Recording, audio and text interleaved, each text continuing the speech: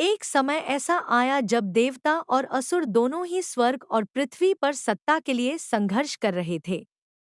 देवताओं की शक्ति कमजोर हो चुकी थी और असुर उन पर भारी पड़ रहे थे। देवता, विशेषकर इंद्र, असुरों से हारने लगे थे और अपनी शक्तियों को पुनः प्राप्त करने के लिए भगवान विष्णु की शरण में गए। भगवान विष्णु ने देवताओं को समुद्र मंथन का सुझाव दिया, जिसके द्वारा अमृत प्राप्त किया जा सकता था, जो उन्हें अमरता प्रदान करेगा और वे पुनः शक्तिशाली हो जाएंगे। समुद्र मंथन एक बड़ा और कठिन कार्य था, जिसे अकेले देवता नहीं कर सकते थे। इसलिए भगवान विष्णु ने देवताओं को असुरों के साथ सहयोग करने का निर्देश दिया। इस कार्य के लिए मंदराचल पर्वत को मथानी और वासुकी नाग को रस्सी के रूप में चुना गया। देवता और असुर दोनों पक्ष समुद्र को मथने के लिए तैयार हो गए। भगवान विष्णु ने कच्छप, कछुआ रूप धारण किया और मंदराचल पर्वत को अपनी पीठ पर रखा ताकि वह समुद्र में स्थिर रह सके। मंथन के दौरान कई दिव्य वस्तुएं प्रकट हुईं, जैसे कौस्तुभ मणि, कल्पवृक्ष, कामधेनु गाय, लक्ष्मी देवी, धन्वंतरी और अंत में अमृत कलश। अमृत कलश के प्रकट होते ही देवताओं और असुरों के बीच संघर्ष शुरू हो गया कि अमृत किसे मिलेगा। अमृत पीने से कोई भी अमर हो सकता था, इसलिए असुरों ने अमृत पर कब्जा करने की कोशिश की। असुरों ने देवताओं से पहले अमृत को हथिया लिया और उसे पीने के लिए तैयार हो गए। इससे देवताओं में भय और निराशा फैल गई, क्योंकि अगर असुर अमर हो जाते तो वे देवताओं को हमेशा के लिए परास्त कर देते। देवता विष्णु भगवान की शरण में गए और उनसे सहायता की प्रार्थना की। भगवान विष्णु ने स्थिति की गंभीरता को समझा और असुरों से अमृत को पुनः प्राप्त करने के लिए एक अद्भुत योजना बनाई। उन्होंने मोहिनी नामक एक अत्यंत सुंदर और मोहक स्त्री का रूप धारण किया।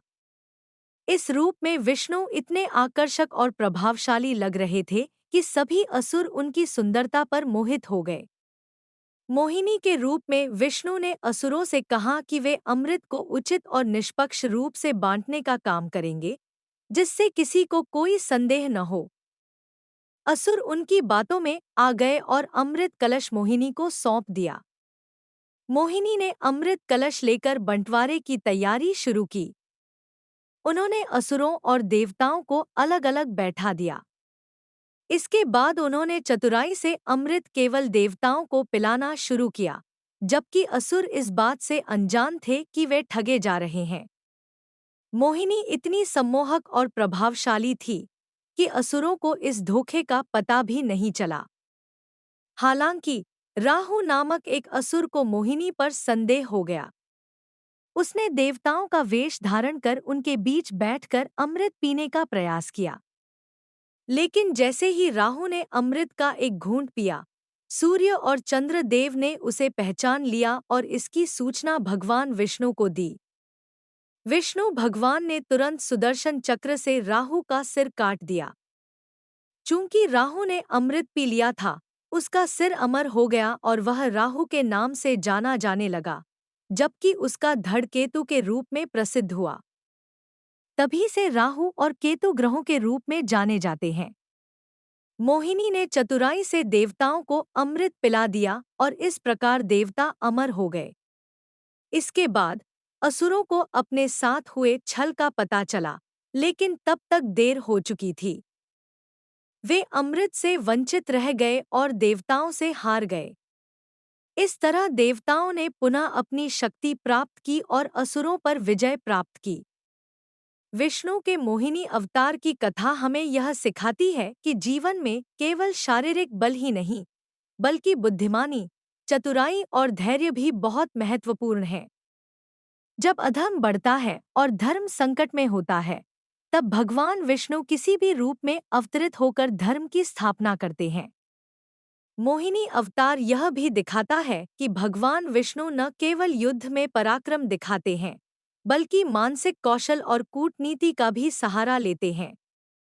इस अवतार के माध्यम से भगवान विष्णु ने असुरों के लालच और अहंकार को उनके ही खिलाफ इस्तेमाल किया।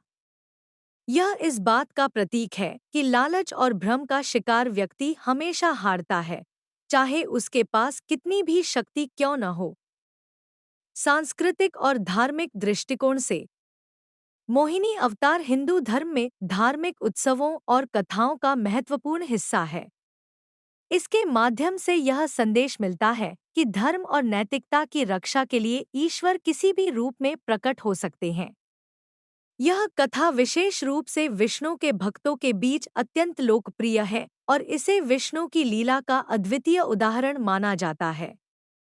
मोहिनी अवतार न केवल विष्णु की सुंदरता और आकर्षण का प्रदर्शन करता है, बल्कि यह भी दर्शाता है कि कैसे उन्होंने असुरों को उनके अहंकार और मोह का शिकार बनाकर देवताओं की रक्षा की।